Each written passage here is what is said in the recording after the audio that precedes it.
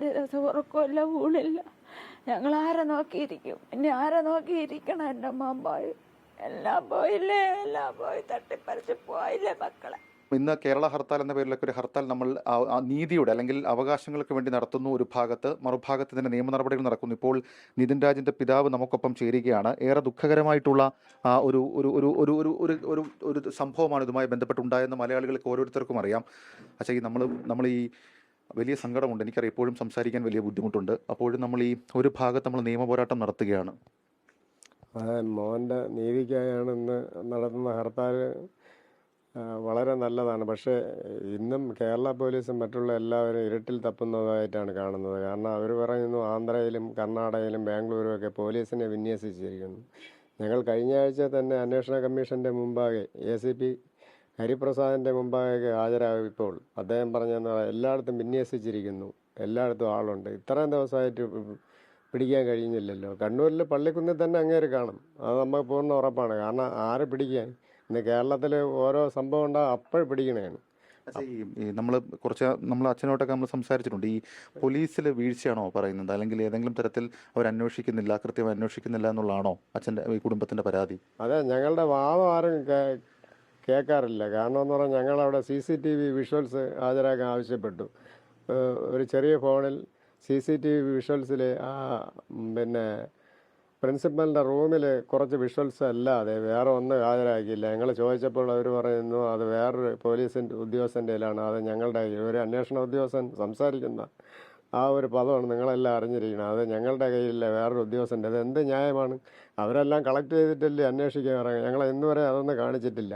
Staff റൂമിൽ എന്ത് നടന്നു, വെളിയിൽ എന്ത് നടന്നു, ഒരുപാട് വിഷ്വൽസ് ഉണ്ടെന്നാണ് പറയുന്നത്. പക്ഷേ ഒരൊറ്റ കാര്യം പോലും ഹാജരാക്കാതെ ഞങ്ങളെ കാണിക്കാതെയാണ് അവർ കോടതിയിലേക്ക് പേപ്പറുകൾ അയച്ചത്. ഈ കഴിഞ്ഞ ദിവസമാണ് മറ്റൊരു അധ്യാപികയ്ക്ക് ജാമ്യം കിട്ടുന്നത്. അതെ, അതിനെതിരെ മാർച്ച് 13-14 എൻ്റെ മകളുടെ ഫോണിലേക്ക് ഇവരാണ് എന്നെ ടോർച്ചർ ചെയ്യുകയും ഇവരാണ് നിരന്തരം പീഡിപ്പിക്കുകയും ചെയ്യുന്നതെന്ന് പറഞ്ഞാണ് മോളുടെ ഫോണിലേക്ക് ആ ഫോട്ടോകൾ റാമിൻ്റെയും സംഗീതയുടെയും കൈമാറിയത്. അതിൻ്റെ ഓഡിയോ ക്ലിപ്പും എല്ലാ അന്വേഷണ ഉദ്യോഗസ്ഥർക്കും മാധ്യമങ്ങൾക്കൊക്കെ കൊടുത്തതാണ്. എന്നിട്ടും അവർക്ക് ജാമ്യം കൊടുത്തു. അപ്പോഴെന്ന് പറഞ്ഞാൽ വീഴ്ച തന്നെയാണ്, ഈ അന്വേഷണത്തിലെ വീഴ്ച തന്നെയാണത്. ഈ ഇക്കാര്യത്തിൽ ഏതെങ്കിലും നീതി കിട്ടിയില്ല എന്ന് ആണോ വിശ്വസിക്കുന്നത്? തന്നെ നീതി ഇതുവരെയും കിട്ടിയിട്ടില്ല.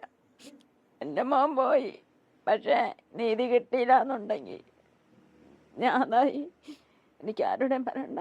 ഇനി ഞങ്ങൾ നേരിട്ട് പോകും. ഞങ്ങളെ മോൻ പോയി അവിടെ തന്നെ പോയിരിക്കും, അത് യാതൊരു മാറ്റമില്ല. അവൻ്റെ ഒപ്പം ഞങ്ങൾ പോകും. എന്ന് വെച്ചാൽ ഞങ്ങൾക്ക് വേറെ ഒന്നും ഇനി പറയാൻ പോയി. ഓരോ ദിവസം പ്രയാസം കൂടണേ ഉള്ളു. ഞങ്ങളെ ആ ഒരു പ്രതീക്ഷ എല്ലാം തട്ടിപ്പറിച്ച് പോയില്ലേ. നമുക്ക് ജീവിക്കണമെന്ന് ഒരു താല്പര്യമില്ല മക്കളെ. അമ്മയുടെ ഒരു ആണ് പറയണെന്ന് വെച്ചാൽ ഓരോ ദിവസം ഉറക്കമില്ല ഊണില്ല. ഞങ്ങൾ ആരെ നോക്കിയിരിക്കും? ഇനി ആരെ നോക്കിയിരിക്കണം? എൻ്റെ മോൻ പോയി, എല്ലാം പോയില്ലേ, എല്ലാം പോയി, തട്ടിപ്പറിച്ച് പോയില്ലേ മക്കളെ.